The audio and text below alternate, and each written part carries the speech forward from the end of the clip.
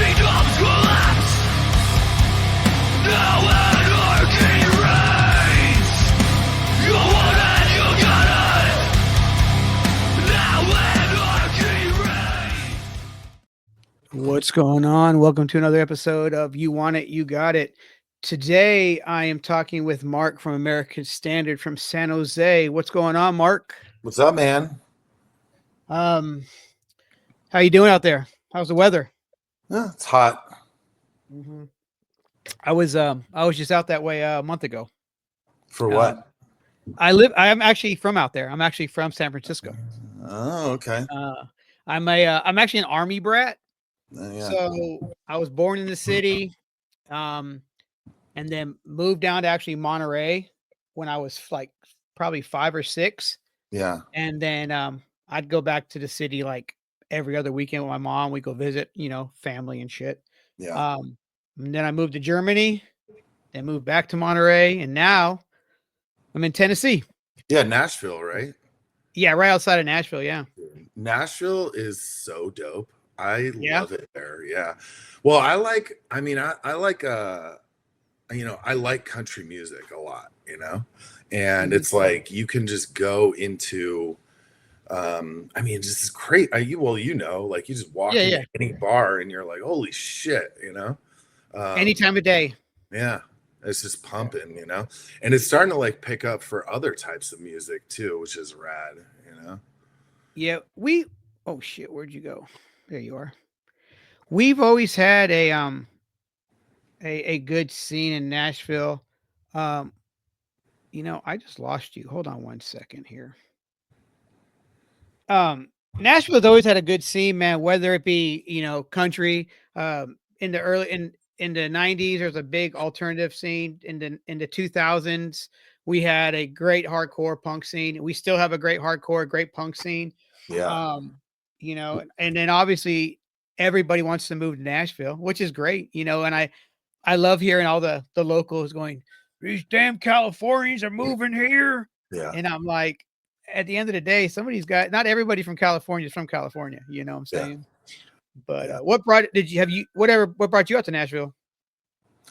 I've gone there a couple times for like work, Yeah. And so just like rolling around the city.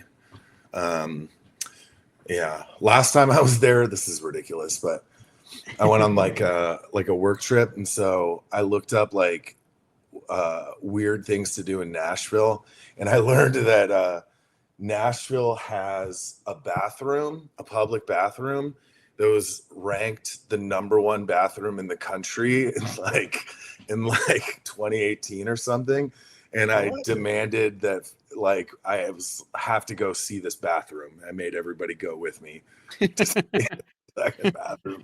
Where's this at? Some hotel. I mean, it was a pretty fucking dope bathroom. You know what I mean? But it was just a bathroom. Yeah. All right. It's like in 94, me and my buddy, we graduated high school, and he's never been to California. So we're like, fuck it, let's drive to California. Yeah. Not thinking the summertime, we went through like New Mexico and Arizona, and it's hotter than shit.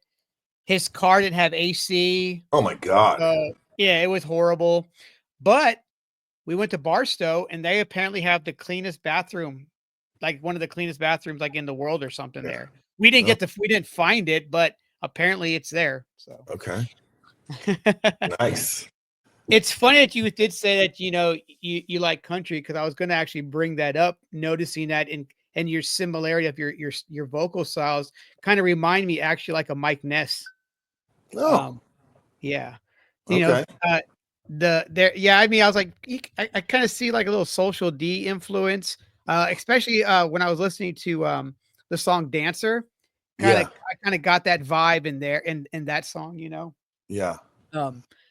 So let's talk about American Standard. So you guys originally started in early 2000s, and then just went on basically a 20-something year hiatus. Yeah.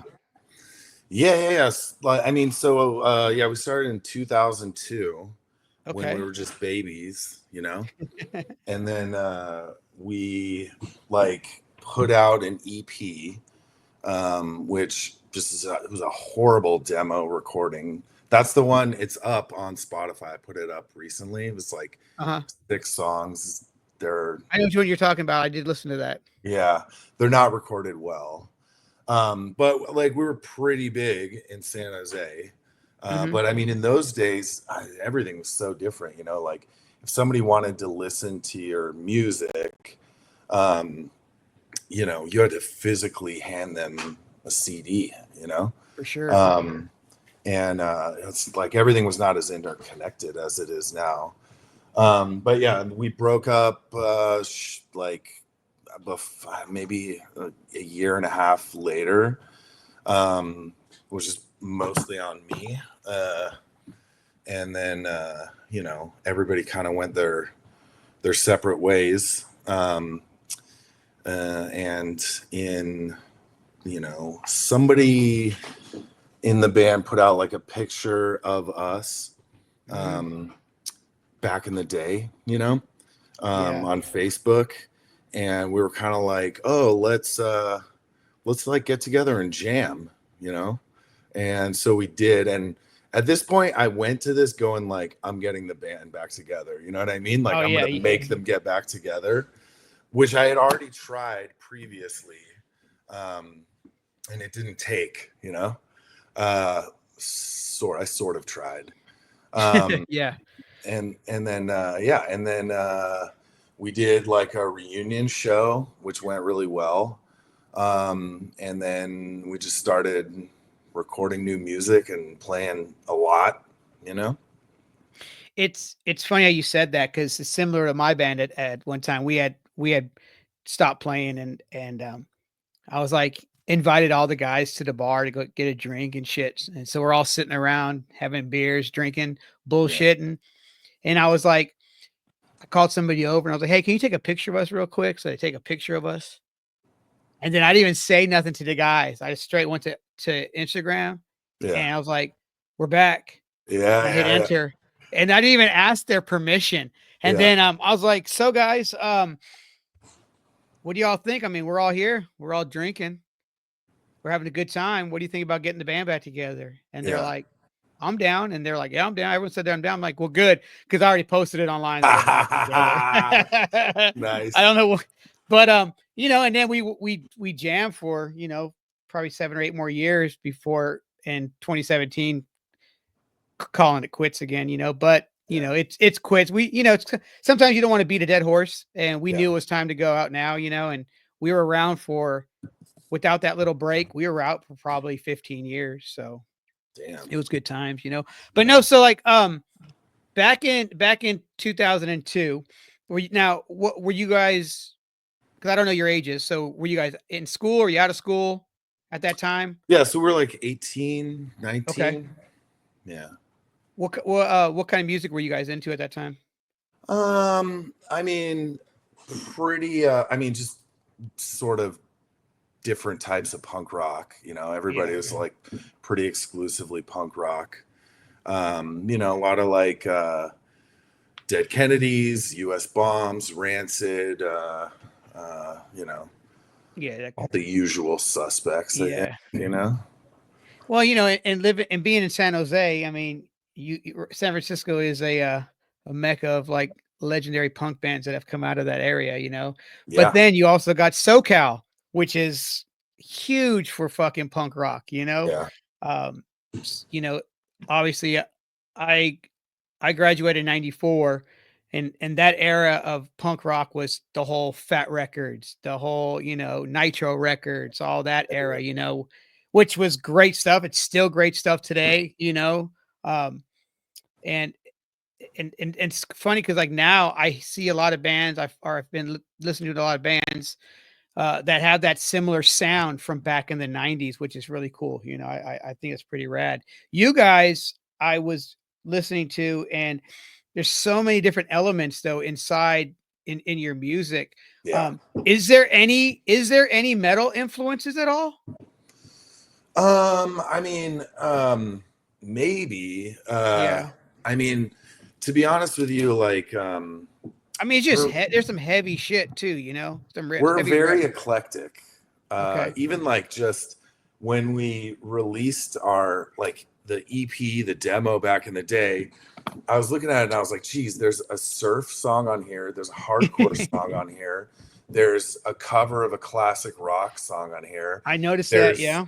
there's a like early 80s style punk rock song on here. There's like a 90s style, like it was just Yeah. so eclectic for, you know what I mean? Like and we've kind of kept that up. I mean, we have like a specific sound, and I don't like write the music. I write like the lyrics and the melodies, and then our guitar player writes the music, and he has like a sound that he likes. So it's hard to get away from that, you know, because I can't really be like, no, I want it to be like this. But even still, like our sound is pretty eclectic, and there's a lot of different influences, you know. Well, I was going to say that as well about the 80s sound. I noticed like it reminds me there's a lot of elements of like that old 80s punk style. You know, I hear a lot of that style, especially with some of your vocal patterns. It's like, wow, it kind of reminds me of some of that older, like, you know, older Black Flag, some JFA, that kind of stuff. So the name America Standard, where does that come from? We got it off a toilet seat. I knew it. I was talking to Jesse from Last Ditch Effort, and I was like, bro, America Standard. I mean, was somebody fucking puking? And they're like, that's a fucking cool name. And he's like, I think you're right, actually. And I was like, yeah. Honestly, when we were forming, we're, you know, floating. There was like 5 or 6 names we were like floating out there, you know. Yeah. Most of which were quite disgusting, you know. And I'm kind of glad that we had a name that we could come back to. I mean, it's not ideal, the name American Standard, because it's hard to like search for that name, you know. But I'm glad we didn't pick a name like Famous Anus, which was on the table, you know what I mean? Which would be hard to like, you know, at 42 years old to be like, I'm in a band called Famous Anus, you know? I mean, I've heard worse, you know. Definitely worse. Yeah. Yeah. But I mean, but American Standard too. I mean, even though that is what, you know, that's what I automatically thought of. It could be so many things, especially nowadays. You know, you can have there's so many. It's interpreted. You know. Which was something we talked about at the time, where we were like, it's also there's layers to it, because we're disgusting dirtbags, and like if we're the standard for what an American is, you know, that's making a statement. You know what I mean? Yeah, for sure. Yeah. So do you guys remember your first show? Yes. Yeah, I remember the first show. Even though I was very drunk. Yeah. We went to a show that was already happening and just showed up with all our stuff, and we were like, we're playing here. And they were like, okay. And they let us play. And that was our first show. It was at a pizza parlor. Fuck yeah, man. Yeah. I noticed your hand. What's happened to your hand? I dislocated a finger like 3 days ago. So just fucking in the stupid splint. I was like, I didn't know if you like, you know, did something crazy while doing a show or not. Nothing that cool. I just fell. Oh, all right. You know? We can make it sound cooler though, you know. Yeah. No. Yeah. So San Jose, when I was a kid in the 80s, I used to go to San Jose often because of the legendary flea market. Yeah, dude. Capital. Yeah. Fuck yeah. We'd go there like once a month on the weekend and go, you know, I would think, you know, I would go get my bootleg, you know, running like Adidas tracksuits from there, or I get my bootleg freestyle bike, you know, because my parents would never buy me a cool like Mongoose or GT. So I'd get a bootleg one from there. Yeah. We bought a cat from there, and this woman told us it was like, I forgot what kind of cat it was. She said it was. It ended up being like some wild cat that she just must have just picked up and sold, which I could see that happening. But we, you know, never again did we buy a cat from the flea market. And I told my parents, you know, later in life, I'm like, what did you guys think is going to happen? You bought a cat from a flea market, you know? It's like, you know, but now I mean, hear they sell all kinds of animals there. You can buy chickens and ducks, and then like because of that flea market, from the time I was 12 years old and up, I always owned an illegal knife, either a Yeah, for sure. butterfly knife or a switchblade or you know what I Yeah. mean? Yeah. I hear now I have a buddy who lives out there. He was stationed here in Clarksville at the military base here, Fort Campbell, and he goes like he'll go on like on the weekends, and they have like a little spot where he goes and eats and drinks his beer, and then watches like little mariachi bands play and stuff, and it's Yeah. like a religious thing he does every weekend. And I'm like, man, that if I lived in that area, that's probably where I'd be, Yeah, dude. So what's the scene like in San Jose?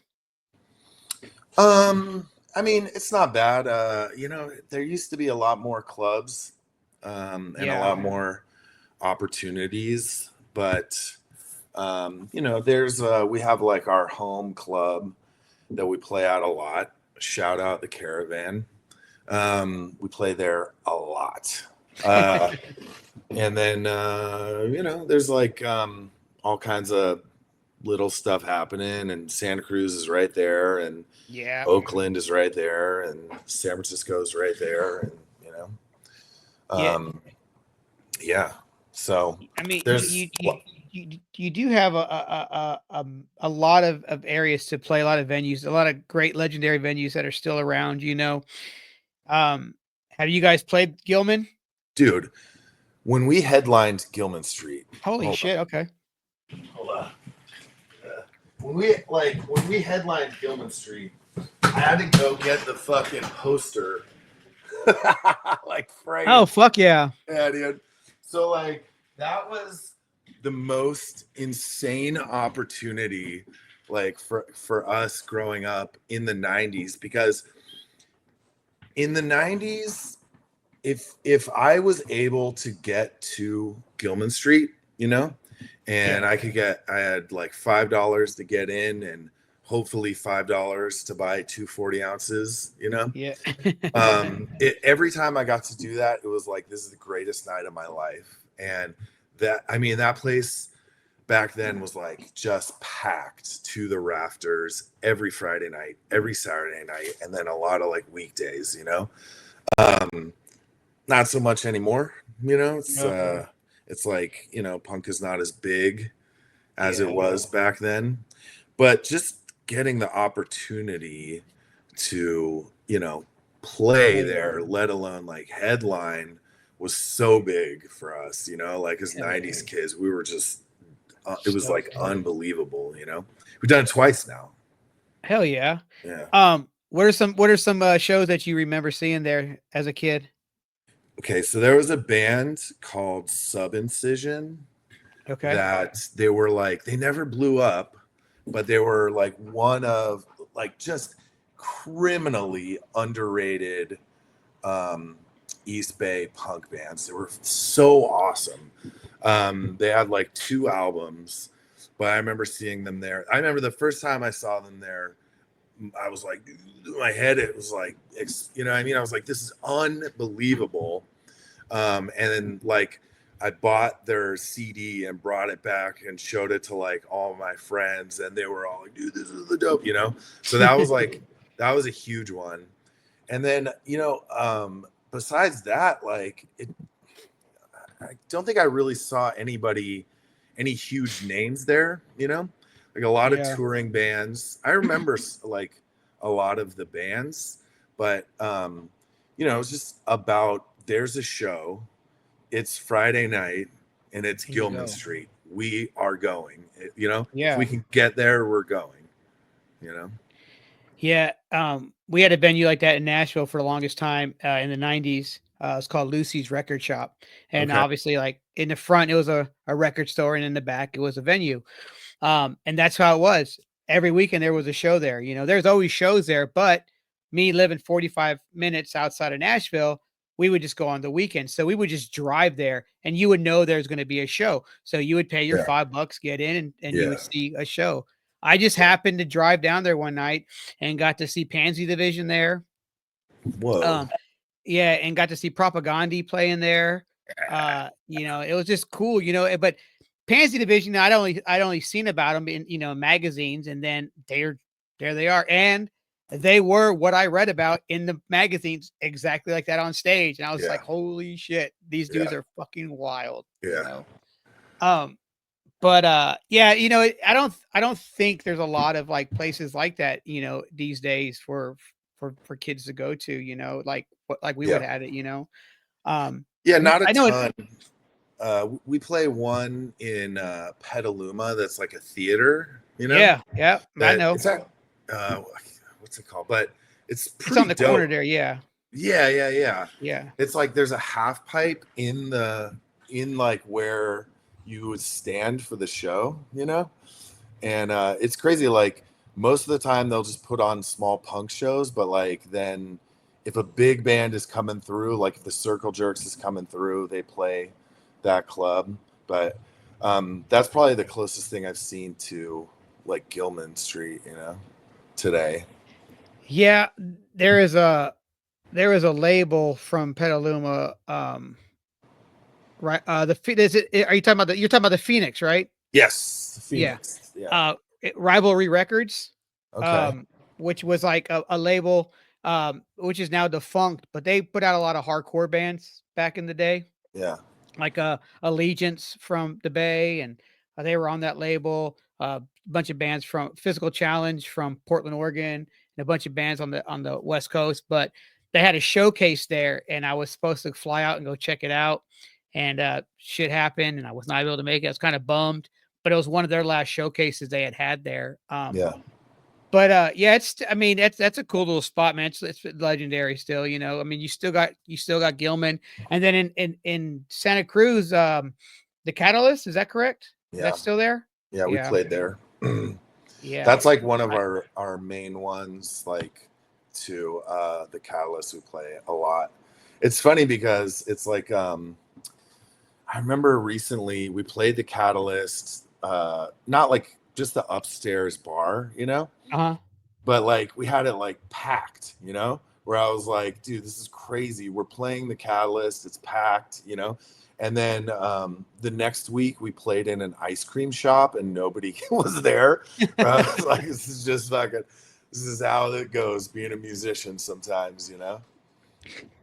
I I didn't go to the Catalyst. I know about the Catalyst, but I went to the Civic Center or Civic Auditorium Yeah. often to go see shows there because when I was living in Monterey, I worked at this radio station down there called KMBY Radio, Right. and they gave me all kinds of free tickets and stuff. So I went there and I got to see Soundgarden in '92, right as they were blowing up on the Bad Motorfinger tour. I saw Danzig there Yeah.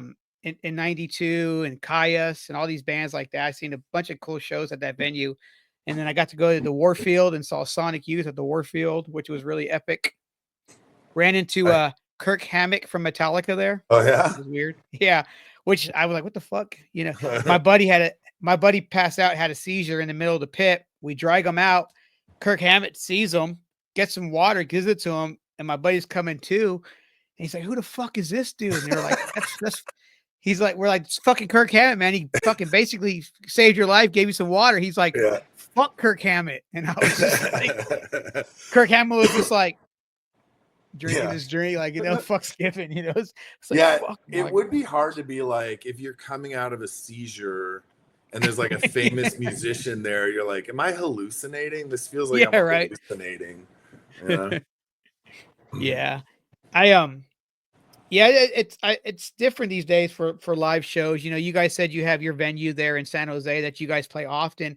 And here in Clarksville, we had a venue like that too called the Warehouse. And you can play there whenever. You know, they would Yeah. book anybody, any local shows until they got a new booker there who wouldn't let local shows go on unless you basically pay to play. And I don't fuck with that shit, you know. Yeah.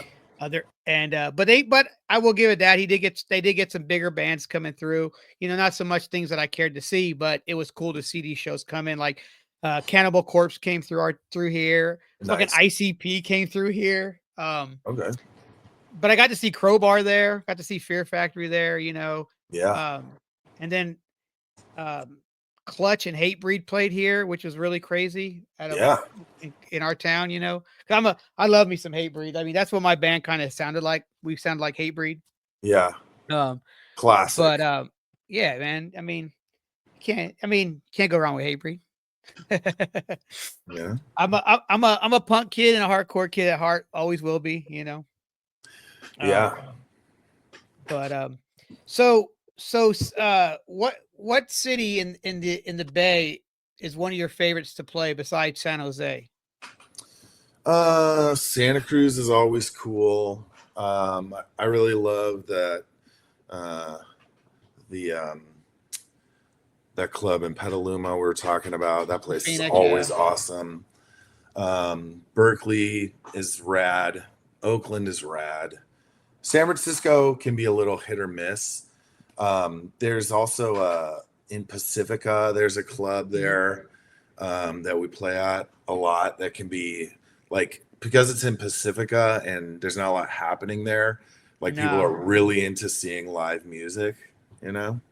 Is that venue? Do you play outside there or is it inside? It's both. You can play inside Okay, or outside. okay. Yeah. Yeah, actually my stepdad's best friend lives in Petaluma. In Pacifica, and I just remember it always being dreary and cold there. But it is the Bay, so that's the kind of weather you get, you know. Yeah, it's a beach town, so Yeah. I only thing I remember about it, I remember how to get to the dude's house, and I haven't been to this dude's house now since 1980. 1988. So that's the last time I was at this dude's house. okay. But I remember how to get to it, and I remember where the Safeway is there. So wow. that's about yeah. All right. Yeah. Almost I 30 years remember ago. I remember some stupid and weird shit, you know what I'm saying? It's weird how your memory like works like that. I was thinking about recently how I don't remember anybody's phone number anymore. I was just about to say that to you. I still remember my best friend from when I was 8 years old phone number, you know? Do you remember yours? Yeah. Yeah. It's they say we can I think the reason why we remember our phone numbers is because when we were kids, they fucking fed it to us. They fed it to you. You know what I'm saying? And I remember my very first phone number, but I can't remember my password that I changed 2 days ago. I know. It's like I know. I'm like, I feel like I'm at the age now, and I am doing this, but I have to write down my fucking passwords now in my phone. Yeah. I'm like, all right. And then but I make it so it's like you can't get into it, obviously. But I'm like, fuck, I got to remember all my passwords, and I try to keep them all the same. But then you change one, and then you don't remember which one you change it. It's like, fuck it, I know. Man. Yeah, and some of them they'll be like, "Hey, change your password," and you're like, "I just changed it," you know. Mm-hmm. Like Spotify, like it's like every 2 months it makes me change my password. It's so annoying. Yeah, that's what my damn I have a buddy that uses my Netflix, and every once in a while he's like, "Hey man, it's asking me to change the password." I'm like, "What the fuck are you doing? I've been using the same damn Netflix for how many fucking years, and now you get this issue?" That's and it sucks because the way Netflix is now, he lives in Colorado and I live in Tennessee. So if he's on, like we can have two people on at one time. But if like say I have Netflix on, like I'm watching wrestling, I have it on one TV, and I want to have it on the other TV, I can't do it because I can only have two on at a time. So I'm like, fuck, but hey, that's how they make their money, I guess, nowadays. So I was asked to ask you real quick too about a song. Okay. What's the origin behind Cocaine for Sale? Oh, I mean, a lot of our songs are about, like our new songs, they're about a lot of like thuggish shit, right? So it's almost like some of them almost are like, gangster rap in their tone, which even the album cover for that one is like a fucking, it looks like a white rapper's album cover if you've seen it, Yeah, I see that. Yeah. I mean, from like 2003, from the time the band broke up to like 2009, like I was either, well, like I sold drugs for a long time and then I went to prison for a long time, right? So a Okay. lot of our songs are like about that, All right. one or the other. Um, and so I don't know. I mean, for that one, I just was like, I was like, this would be kind of a fun. I wrote it kind of almost as like a joke, just kind of like this would be a simple but kind of fun song. And people seem to love it. So Yeah, I mean it's the lyrics are easy to remember. There's not yeah, it's not a lot to memorize. It's pretty yeah, simple because it's kind of repetitive, which is not a bad thing, But so you said the jail thing. So is that there's two other songs on here that I noticed too. Um, there's the My Life Sentence, and then there is the shit. What was the other one? It's my first murder. yes. Are those just experiences that or Yeah. Yeah. So my life sentence actually is more, it's about like uh feeling trapped now in like having a family and being, because like, before I got like sober and went straight, my life is pretty fucking crazy, you know what I mean? And and now I'm like, sober? You mean like were you on drugs? yeah. Okay. Yeah. And so like and now I'm like just kind of a regular dad, you know? So like that song's more about like just feeling trapped by like light, the ordinariness of like my life Yeah. now. My first murder is it's like that one is like, it's two of the three verses are based on real things. The third one I just added in because I needed a third verse, and it sort of works in like a, like if you were gonna do like a prison sentence, you know what I mean? Like, and you were banging, right? Like this is like a normal order of things, like how they would happen, right? Okay. Like if you listen to that one, it's like the first hit is in in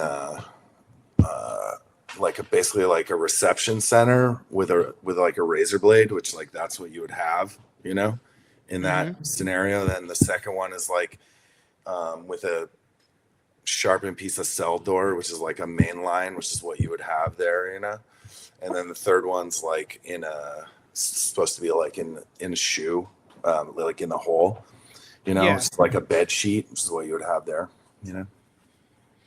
Um, I can't remember, and I might just be hearing. I might be got the song wrong. In Silicon Valley Angst is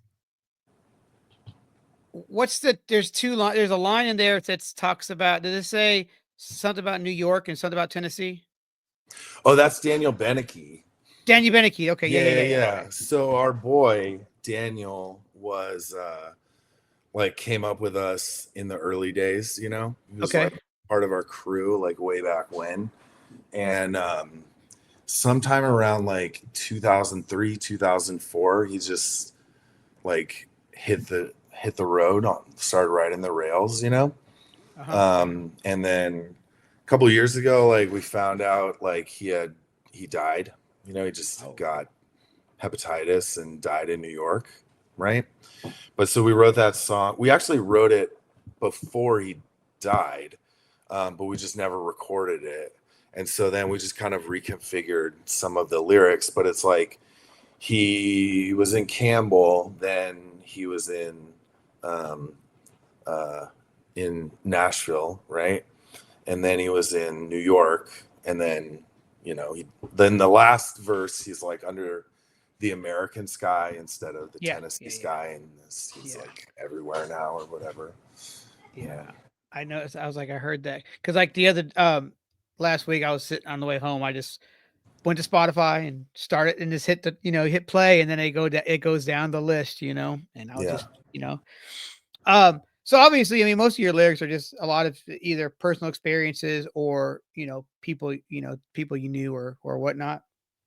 Yeah.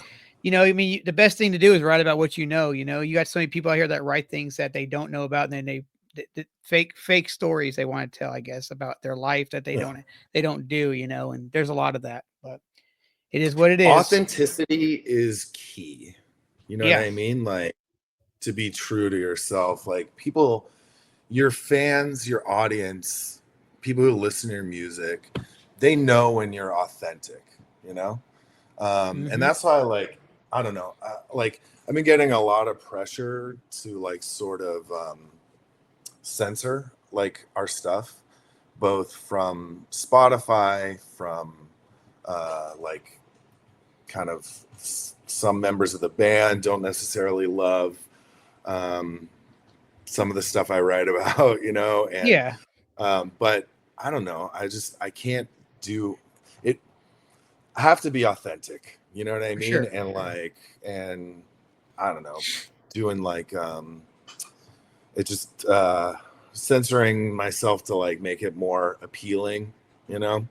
It's inauthentic, and it's, you know, it's caused a little bit of a problem with Spotify and streaming in general, just because like Yeah, they're like, we'll let you release this, you know, but you can't advertise it. That's happened 4 times, you know. wow, um interesting. yeah, and so on the new record there's probably about 4 that they won't let us advertise those either, I'm sure, you know. Huh. Um, yeah, it's like me. Like if I wanted to write some lyrics, I'm not. If I me sitting here writing lyrics about fucking, you know, going out and murdering some fucking buddy and da da da da. It's like no, it's not me. You know, say now me go write a song about breaking up with my girlfriend and fucking, you know, crying. Maybe that might be more my style. But Sure, you know, yeah. I have those I can too. write. Yeah, I can write some emo shit like a motherfucker. You know what I'm Yeah, saying? yeah. Yeah, my homeboy just sent me a song today that he's a like a rapper kind of guy, but everybody at his job was telling him, "Hey man, why don't you write a country song?" Apparently that's what the big thing is, write a country song, write a country Yeah, song. He's like, "All right, fuck it." They didn't think he could do it. Well, he sent me this country song today, you know, this black dude, he's a rapper. yeah. Holy shit. I'm like, "Damn dude, this is legit." Like Wow. it was basically like an emo song, which that's what country basically is. So Yeah, at some of them, you know. And he wrote this song and I was like, "Dude, you might have something here, like for real. Like it's good." He goes, I had to write what I know." And I'm like, that's what people need to do. Write what you know. And if it's about breakup, fucking write about it, you know? Um, yeah. like he was saying the same thing, authenticity, you know. And so Dude, people now, can tell. oh, for sure, for sure, for sure. I mean, hell, how many, I mean, you got all these bands out there that act the way and they're not that way, but to each is their own, to each is their own. Yeah. Um, so the band, you know, you obviously you just, you know, you didn't have to, we didn't go too far into it, but I got, you know, I was about to ask you about the lyrics and if people in the band felt certain ways about it, but we can just leave it at that. Yeah. Um, We have a in that new piece, song. Sorry. uh-huh. We Go have ahead. a new song on our new record that tells you how to build a ghost gun.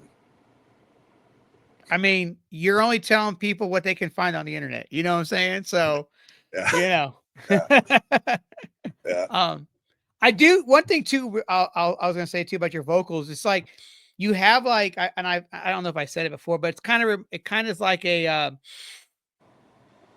Henry Rollins kind of voice, like because you don't scream, you don't fucking like you. It's like it's a talking. It's like a talky voice. You know what I'm saying? Yeah. Kind of spoken wordish, and I dig that a lot.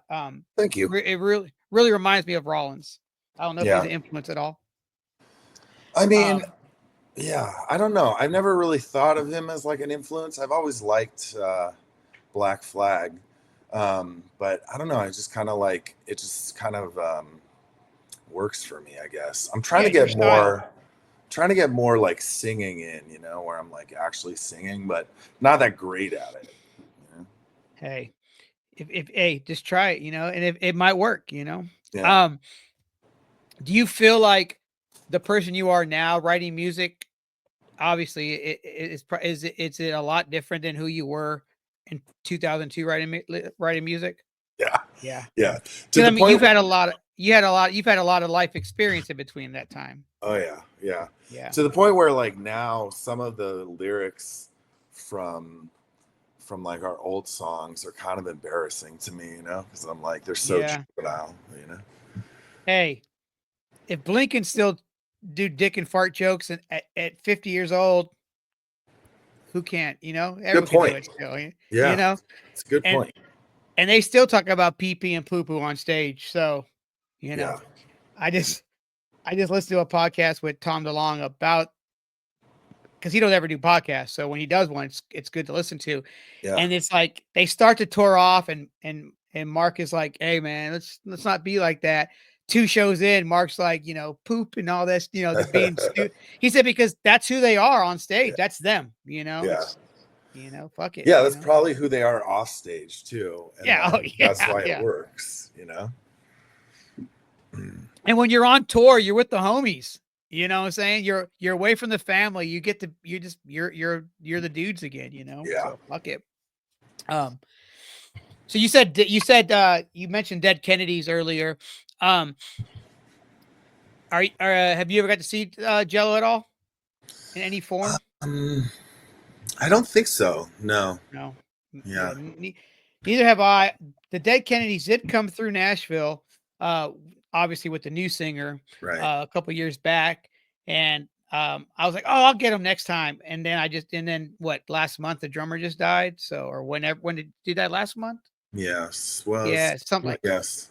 Yeah, it was recently, but well, I'm like, well, fuck, I guess but I did see Jello sing Nazi Punk's "Fuck Off" with Cavalera Conspiracy, which is the Cavalera brothers from Sepultura, which was fucking pretty cool. Dude, that's dope. Yeah. I don't know where he did that, but he has a new shirt now and saying Nazi instead of saying Nazi Punk's "Fuck Off," it says Nazi Trump's "Fuck Off." Okay. That's his new shirt he has. That's all, and that's what he wears in every picture you see him in now. Yeah. I guess it's a his new alternative tentacle shirt sales or whatever. Yeah. But yeah, Dead Kennedys are always a cool band.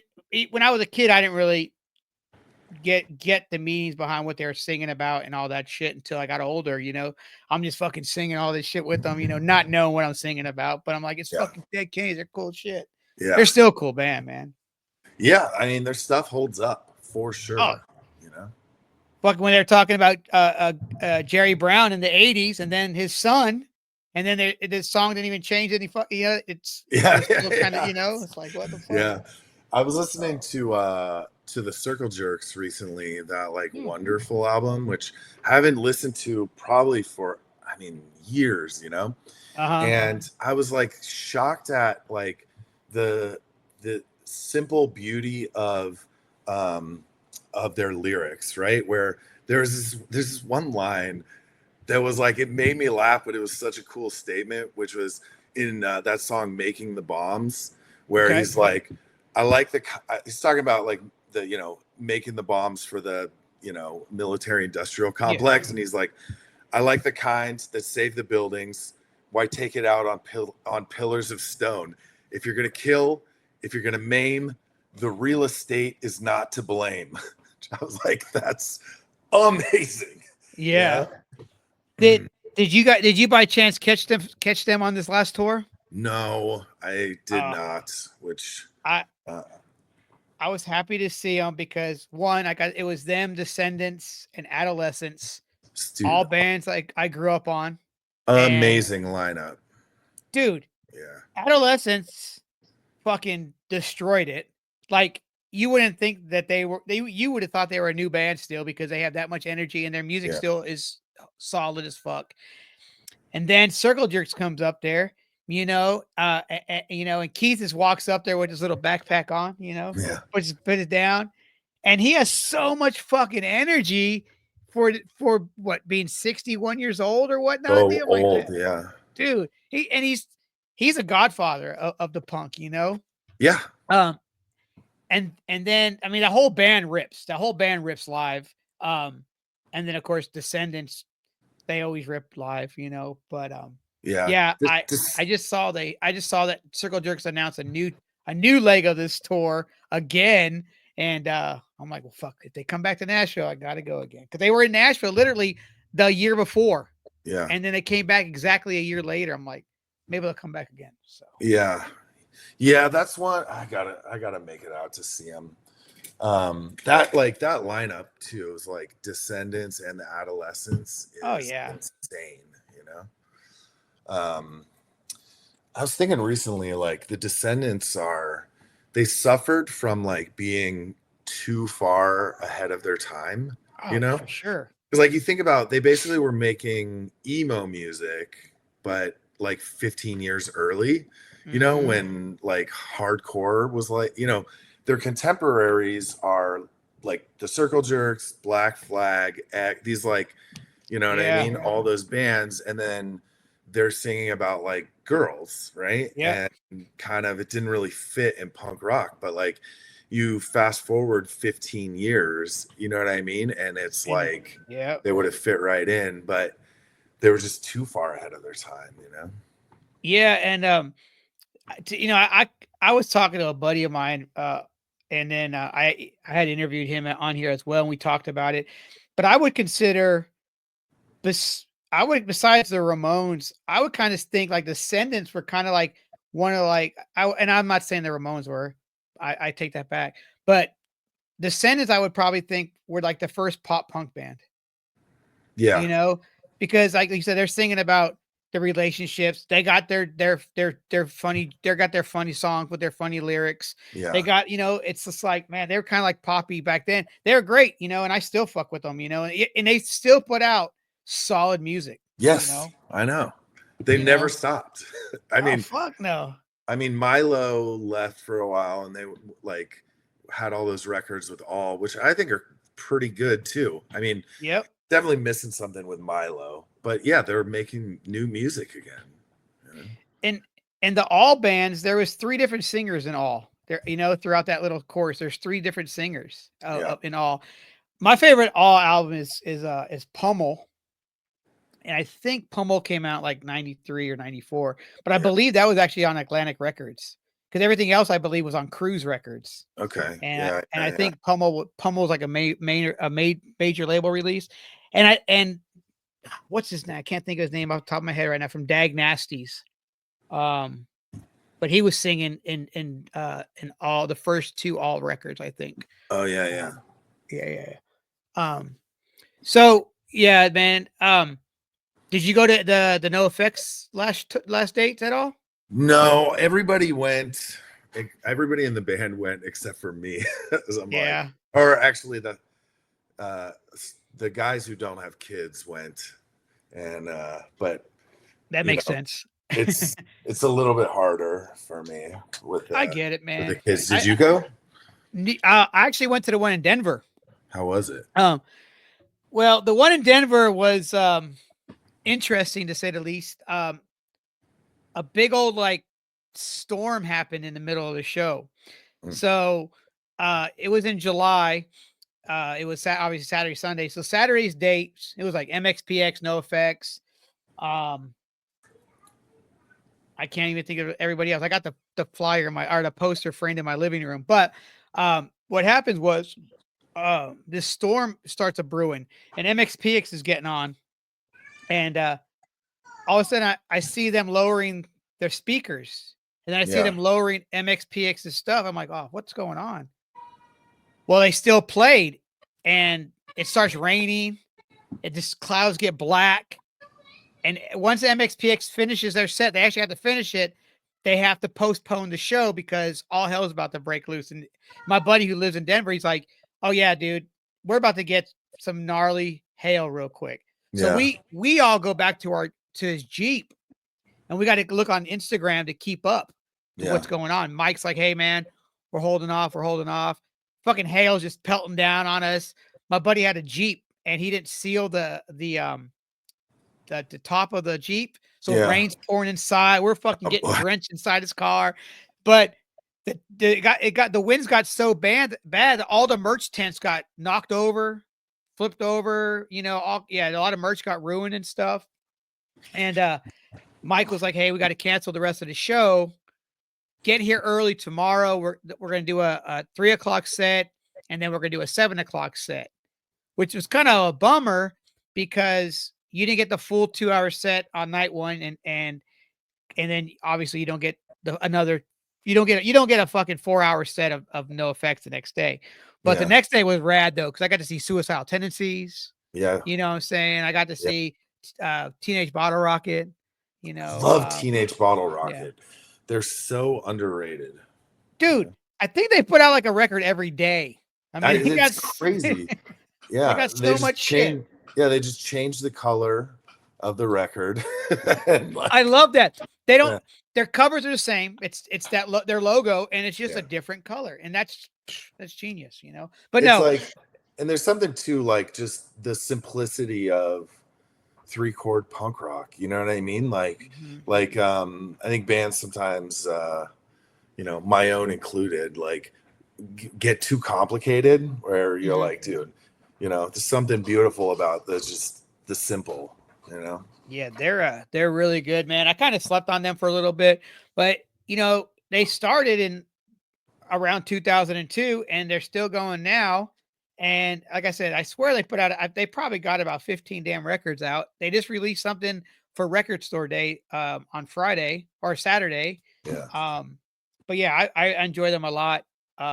Actually, my co-host, he knows a few dudes in the band. And so I think that's try to get one of those guys on the band on the podcast maybe one day. Yeah. Try. So we talked a little bit about lyric writing and stuff. What was the direction for this record? Just basically same shit, just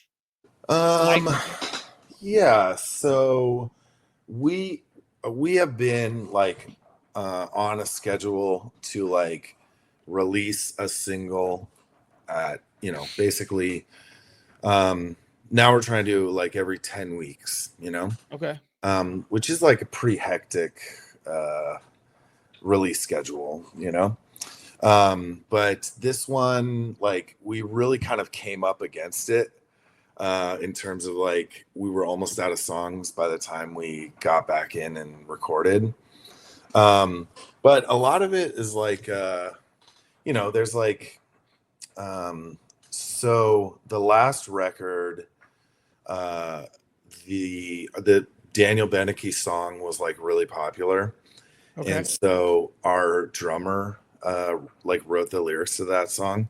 So this one I was like, dude, let's do like some songwriting together because you wrote the lyrics to this one. People really love it, you know? So we did 2 of the songs together. They have a very anti-herd mentality kind of anarchist flavor to them. That, I mean, overall, this one's has a little bit more of an anarchist flavor than usual. But there's also like, I don't know. I did one. There's a song about like my dead girlfriend that like I wrote a long time ago, you know, that we couldn't really fit into making it like punk rock, you know, but kind of like worked it out and finally got that one onto a record. And yeah, so I don't know that there's really any you know, it's not like this one has this specific theme, but it's a lot of the songs more of an anarchist flavor. And then there's some songs about you know, I wrote a song about wanting to kill myself, and and then we did we did another cover. So we do this thing where I try to find songs from like the 60s that like predate punk rock, but that have like a sort of either a punk like a punk ethos or kind of a mean ethos, you know, and do like a punk rock cover of it. So we did one of those on every record that we've done. We have one on this one that I really like. It's pretty awesome. It's You Talk Too Much by Joe Jackson or something. Okay, yeah. 1962. We did a pretty fun cover of that one. I like when bands do covers and they make it their own, like they add their flavor to it. Because if you're gonna do a cover song and do it the exact same way the band does it, what's the fun of that? Unless you're a cover Yeah. band. Well, yeah. So this is my thing: is like if you are a punk band and you cover a punk song, you can only ever do a shittier version. Yeah, Like yeah, you cover the Misfits. At best, people can go, "Wow, that's almost as good as the Misfits." So yeah. like, what's the point? Like if you're gonna do a cover, take something, put your stink on it, and like have, you know what I mean? Like, Yeah. and usually most of our covers are so old that people don't even know their cover songs. Yeah. Yeah. Who does all your artwork? So our guitar player does some. Then depending on like what we're kind of doing, because we do like a lot of a lot of singles means a lot of covers. For So sure. I have like a guy in Malaysia who draws a lot of them. Like if I'm like, I need this or that idea, it is kind of They're out fun. there. Yeah. There's that overseas, like in like Asia, dude. Like my buddy's band, that's where they get all their stuff done, and it's like they get it done so quick. Like, what the fuck do you guys do? Is that all you do all day? It's like, Yeah. but they get and it looks good. Quick and You think sometimes it's AI'd, but it's not. yeah, quick and cheap, and Mhm. executed well. So Is that who did the dancer cover? yes. So the dancer cover is it's like I stole a line from a Genuine song, the Okay. R&B singer. Yeah, And yeah. so I was like, okay, if we're gonna like steal a line from him, we need to like lampshade it. So I took a Genuine cover, like the single cover for the song, which Yep. is it's him in like a hat with a thing, basically how the I cover totally is. see. That now. Yeah.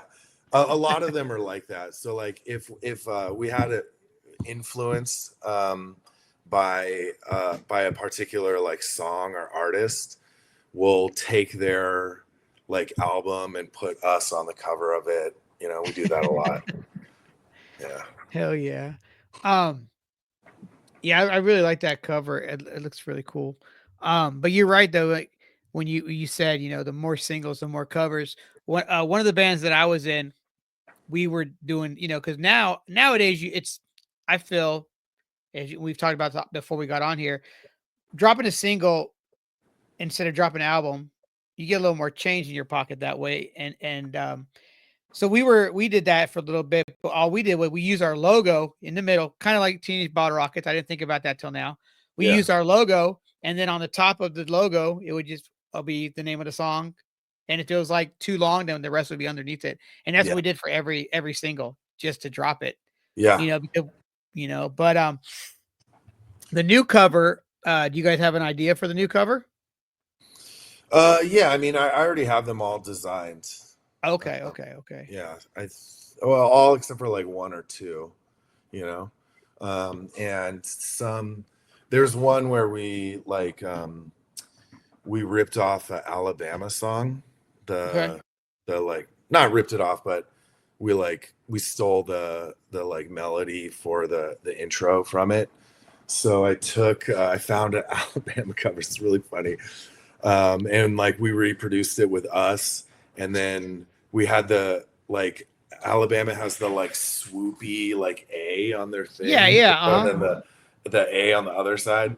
So I had our artist design like American Standard, but with all the like swoopies, and, you know what I mean? And so That's it's pretty rad. hilarious. It's so funny.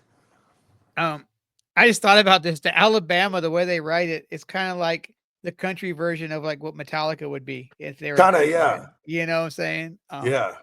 yeah, with the little two. Yeah. That's it. Uh, That's exactly in what it is. Yeah. in Nashville at the mall, at the Opry Mills Mall, there was an Alabama barbecue restaurant. I don't know if it's still there now. Yeah. but it used to be there. How was it? I mean, I just thought it tastes like a chain restaurant. I All don't right. think it was it. I just think a lot in Nashville, a lot of these places, like you go down Broadway, you got, Kid Rock's bar. You got what's that guy's name? The one that's married to Gwen Stefani. Blake Yeah. Shelton, you got his bar. You got all these country. It's like it's just their names put up there to bring people in. Like Jelly Roll just got his own bar, and all they did was put the sign up, and then they changed it up, which is cool. I mean, I like some of these people. You know what I'm saying? But I just think the name sells. You Yeah. know, kind of like we used to have the NASCAR cafe down there. All that was just like a Hard Rock cafe, but NASCAR style. Yeah. You know, Yeah. um, but I did like the strip in Nashville better oh, before all these guys put their names on everything, Or just like it well, had see, more I don't know, more style, I guess. well, Tootsie's was that was a legendary place, and then now you go to the Nashville airport if you fly Southwest, and there's a Tootsie's bar inside the Nashville airport. Oh, really? Yeah, Sorry. kind of like if you go in is it New Jersey that got CBGBs in there now? I think I think it's Oh, New Jersey really? got they have the CBGBs. It's the same everything, and they sell the CBGBs merch in there and shit. Yeah. I'm like, come on, but whatever, it's cool. But no, Nashville used to be. I mean, now it's I call it Woo Girl Central because now all it is bachelorette parties and Yeah. pedal taverns, and I don't go to Nashville often anymore unless I'm going to a show or to Yeah. the airport. But and I don't drink anymore, so there's really no point to go down to Broadway and hang out with Yeah. if you're not going to be spending $600 to have 4 drinks. Yeah. But Yeah, so I mean, I remember there's like one of the honky tonks that's like on the very edge of the strip where it's like they play the bands in that one seem to play like a lot of outlaw country, So it's mhm. like you're hearing like Johnny Cash and Merle Haggard, and I'm like, okay, I can spend all day in here listening to Johnny Cash covers. Can you imagine back in the day they'll just walk into a bar and see them all back there in the back booth just writing fucking songs, Oh dude? my Like, God, dude, it's insane. like that in Nashville is equivalent to the Hollywood Vampires in LA when you would go to, I can't remember which one of those clubs it was, but then you would see like Alice Cooper and all these guys in the back hanging out doing the same kind of thing, Yeah, drinking, and they had their little private area where they would be drinking and writing. It's kind of similar, but yeah, yeah, Nashville's cool though, man. There's a lot of cool things there still, but a lot of it is it's like every place else. It's just disappearing. All the history, all the legendary spots. Luckily, I mean, Tootsie's is still there, but it's not it doesn't have that same vibe as it used to have. I'm sure yeah. back in the '70s, obviously, but it's cool. Um, so I was talking to our friend Jesse, and he was telling me with you guys on streaming platforms, you guys get a lot of boom, you got little hits, you guys get a lot of plays, and is the way to do that by dropping a single here and there, so people get a new song and they constantly play that new song over and over again until you drop something new.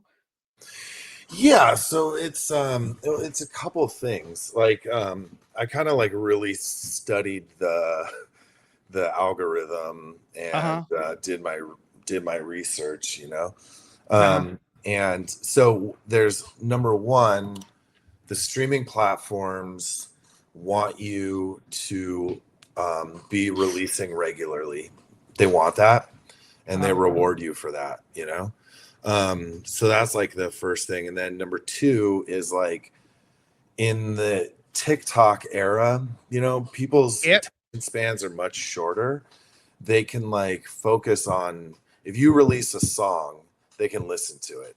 If you release an album, to expect like every fan who's like not a crazy super fan to listen to the whole album, it's kind of a big ask. Yeah. So it's an attention thing too.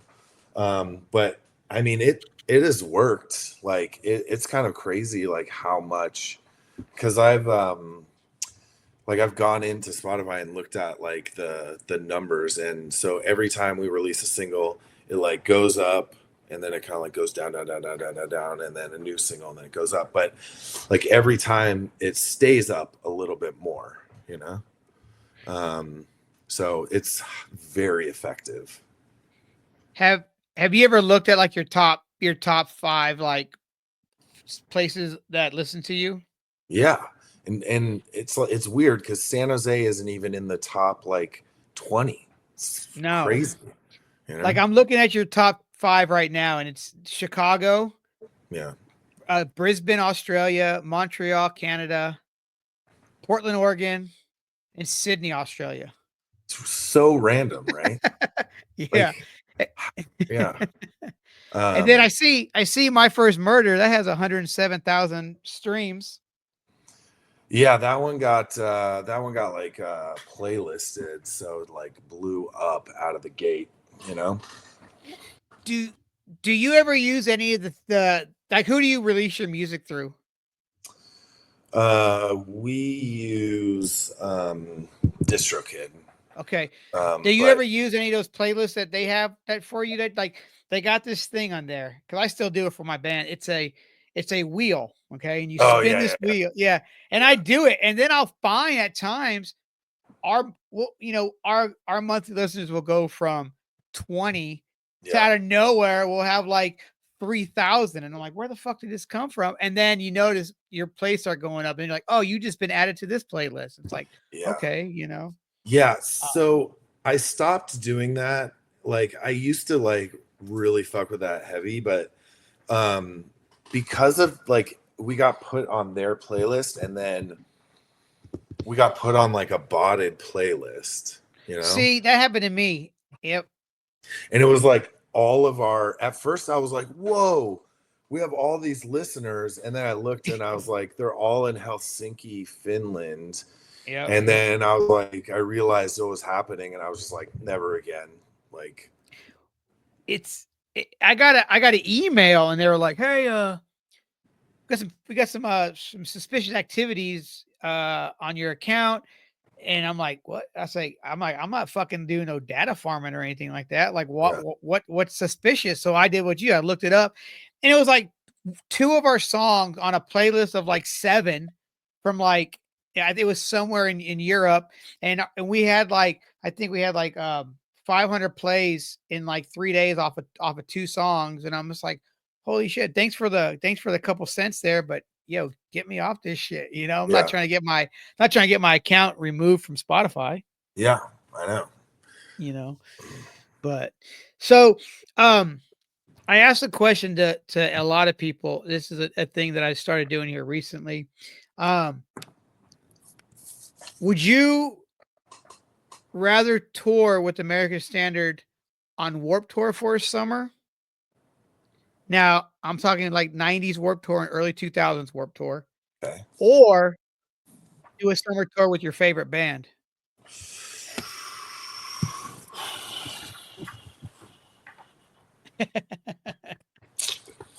It's a tough one. Um, huh. So, well, I'd probably go with the Warp Tour just because it'd be like more opportunity, you know? Because I'm Mhm. like thinking like, okay, well, who's my favorite band? And there's probably like 2 in contendership, but they're like medium-sized punk bands, you know. Uh-huh. So like um I would love to tour with One Man Army, you know. Fuck uh yeah. but like they're not like really super big, right? Like if we went Mhm. on Warp Tour, just there'd be more opportunity to meet bands and see if like parlay that into more opportunities. So I'd probably go with that. Yeah, I'd probably be more into using it to like try to create opportunity for our band than getting to meet the people who make the music I love the most. Yeah. Well, there is only one right answer. Oh, okay. I mean, this is how I came. I figured this. This is what I have been saying. There's only one right answer. Play Warp Tour with your favorite band. Uh, yeah. But All right. you know, have you? All right. When was the last time you went to a Warp Tour? I've never been to a Warp Tour. Really? Yeah. Okay. Yeah. I've noticed over since like from the like 90s till now, it kind of changed. I think now though they're doing these like what these three Warp Tours this year. Yeah. I think it'll be a little bit different, but they kind of went away from like the motocross, the skateboarding, the BMX scene. They used to have all that there, like Oh they, yeah. they used to have all that there, and then it just kind of went away. You know, Yeah, that's right. it I totally yeah. forgot. They're like ripping the half pipe was like a whole part of it. Yeah. And you would have like celebrity. I say celebrity skateboarders because that's what they are now.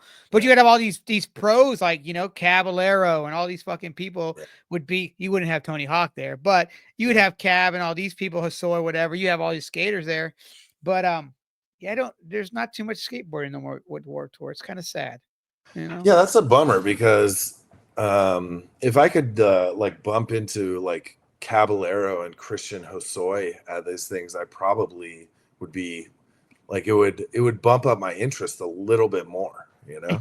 Yeah. I mean, Cab's a San Jose boy. He is, yeah. You know. I actually, it's funny, like one of my buddies is like childhood friends with him, Uh-huh.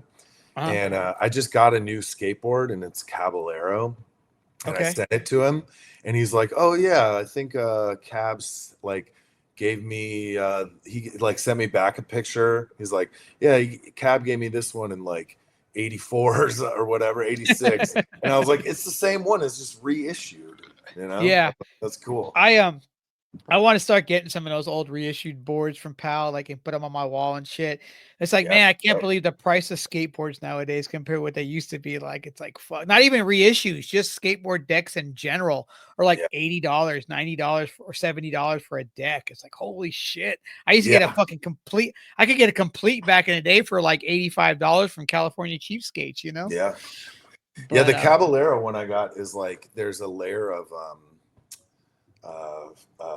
fuck, what is it? Something in that makes it like unbreakable, okay. And the guy, when he was selling it to me, was like, "Man, you'll never break this." And I was kind of like, "Well, I wasn't gonna break it before because I'm not like a trick guy, you know what I mean? Yeah. Like I'm just going up and down the ramps." But cool, it's good to know. Yeah. Carbon fiber, that's what it is. Carbon fiber. Yeah. Yeah. I remember, back in the day, you like, oh, you got urethane wheels now. Whoa, all this crazy shit. Which is funny because urethane is the name of Caballero's band. Yeah. Which is they're pretty crazy. they're quite good. I like yeah, them. they are. Yeah. Not the what was the greatest skateboarder band ever, I'd have to give it up to US Bombs, but they're still quite good. What was Dwayne Peters had a punk band? Was that US Bombs? No. That was US Bombs, yeah. He's got a couple. Okay. Yeah. Dude, he's still so fucking punk, He is. He's so crusty. He's like selling all of his stuff now. Like, I don't know, he's down on his luck, but he is the most punk rock man I think who's ever lived. Yeah. What about Tony Alva's pretty punk rock still? TA is, he is. Yeah. Back in those days, like they were like, this is what I like kind of miss. And I sing about this a lot on the new album, which is like in the days of like Dwayne Peters and TA, like punks were like more like thugs, Oh, for sure. And I miss those days. Like that's gone. They're kind of like not a lot of thugs in the mix anymore, which makes me sad.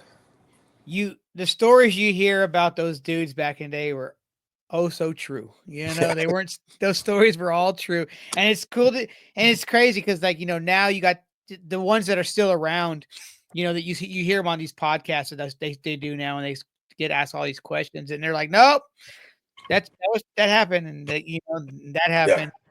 Oh, I just thought it was fault. No, but, it's cool to see that they're still They're still out there, but what is really crazy. It's kind of like hip hop, and it's kind of like It's not like hip hop, but it's similar. And the thing is, a lot of new hip hop people don't know about the OGs.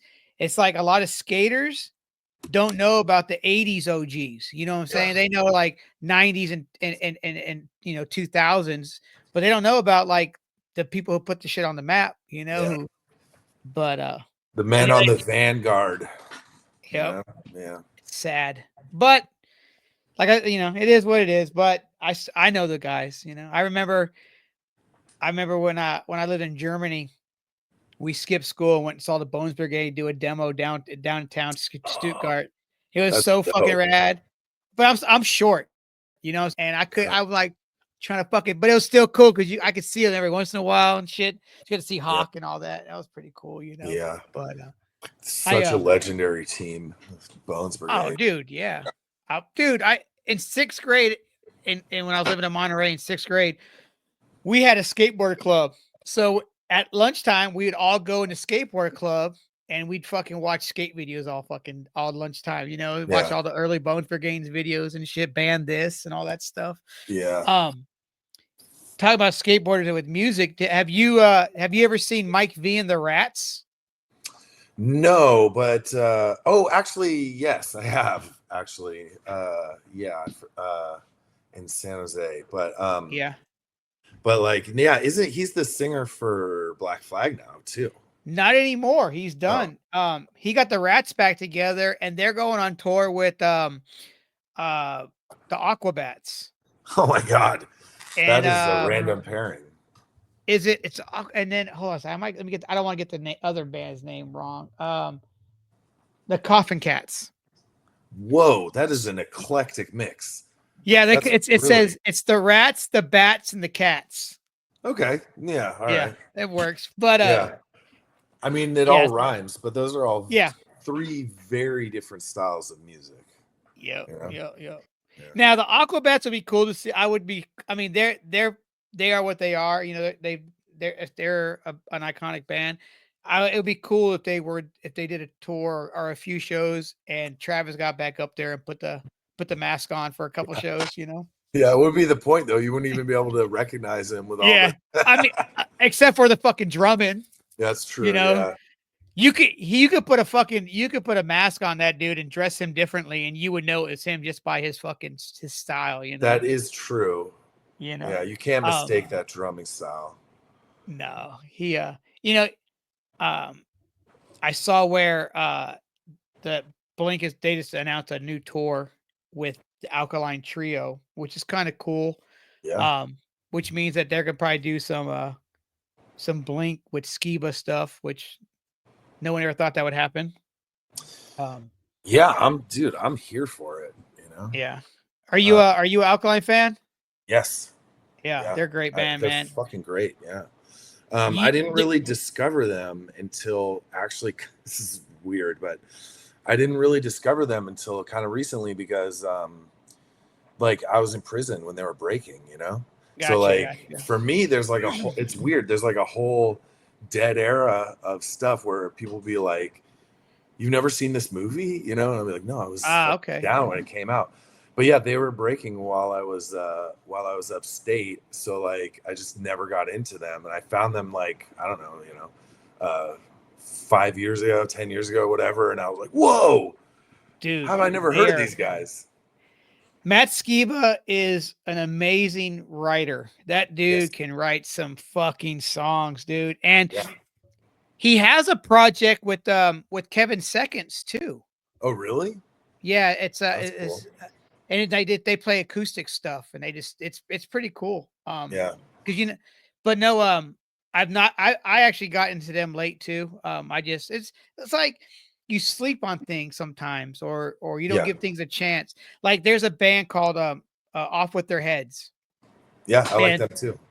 I never fucked with them because the name. I'm like, to me, being fucking, just being the way I was, I'm like, they're probably some grindcore band. Yeah. And then literally 2 months ago, my buddy's like, I always hit one of my friends up when I'm like, oh, what do I want to listen to today? He's like, check this out. And I listened to him. I'm like, the fuck was I thinking? This band is amazing. It's like, like Hot Water Music. That's another band I slept on. And Yeah, I man, like them too. and the other reason why I got into them is because they did a split 7-inch with the hardcore band Terror. And I'm a huge Oh, Terror fan. I'm a huge Terror fan. And they basically Terror covered one of their songs and they covered one of Terror's songs. And I was like, dude, this fucking band rips. And my buddy was like, one of my buddies like, dude, where the fuck you been? Like Hot Water Music has always been good. I'm like, yeah, there I am being I fucking, like them too. yeah. I was thinking about recently how like Blink 182 when I was in high school, everybody who was like real like punk rock like me, you know, Yeah. like was like that's not punk. They're not punk, you know? And they were like really popular, you know what I mean? But I was like, fuck that band, you know?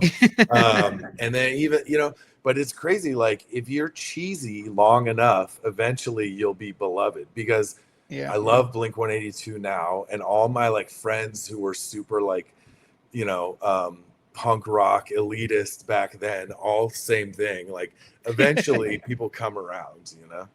Dude, I did that with so many fucking bands because that's just what you know, that's just how we were. But Yeah. you know, Blink writes some good fucking some good music. You know, they write some Yeah. catchy shit. They got some sick fucking riffs too. And when you can become the part of your career when you can get Robert Smith from the fucking Cure on a song, Yeah. yeah, I think you're doing pretty good, you know. But yeah, I like everything that band's done. They need to You know, get Morrissey next. huh? More. They, Oh they man, need to get Morrissey next. That'd be dope, dude. he would never show. No, he wouldn't. He wouldn't. I got a friend that looks identical to what Morrissey used to look like when he was into Smith and shit.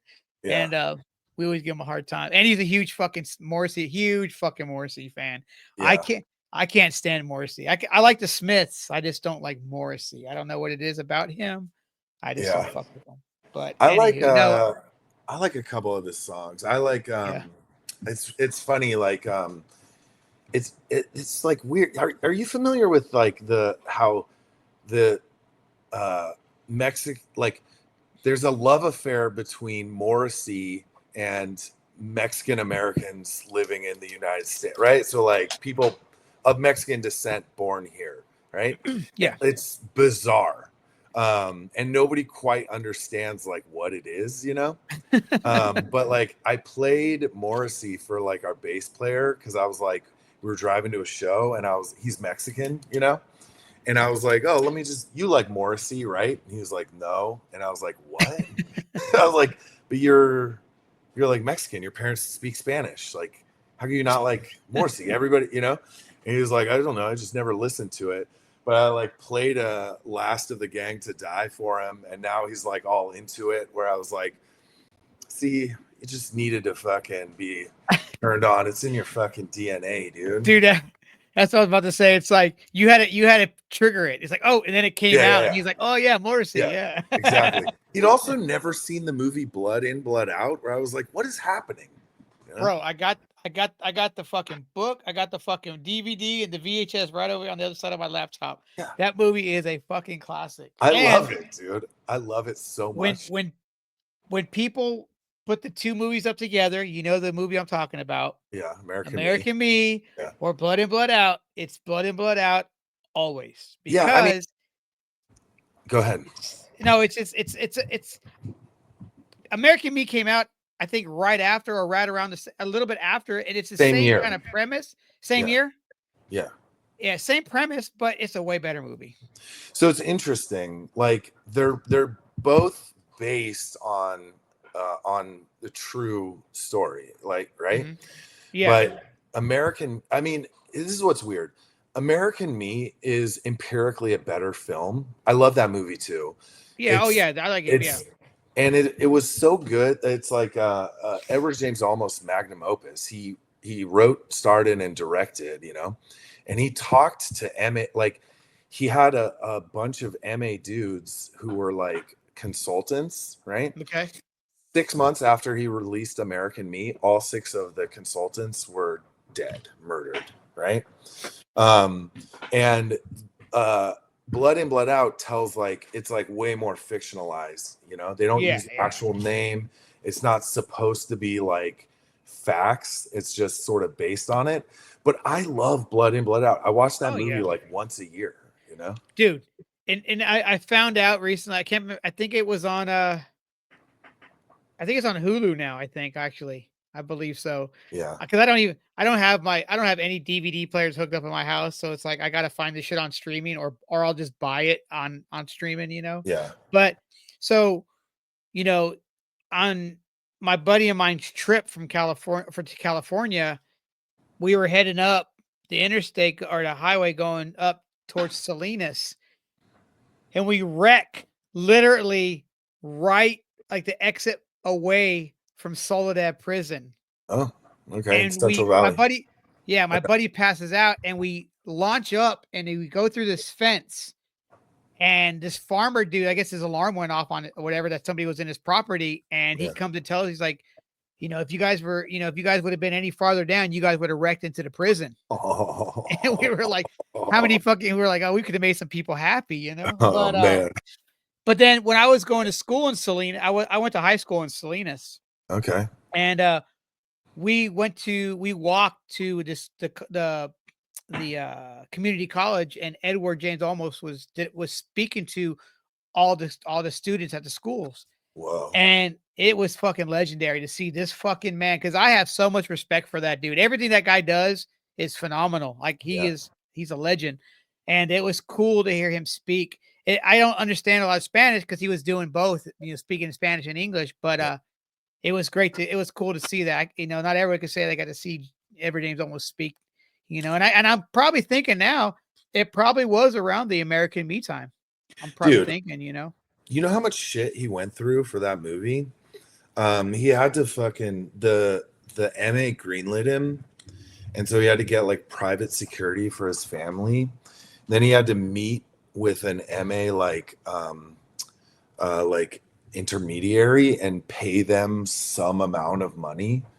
Really? Like, yeah, dude. Like he went through some shit to make that fucking movie. Like this, I mean, his safety was at real risk, you know? When I'm trying to see, so that came out in 92, right? So, and then 4 years later, he was Selena's dad. I mean, but he's a boy from the hood, though. He's from East LA, you know what I'm saying? He's a real deal, Yeah.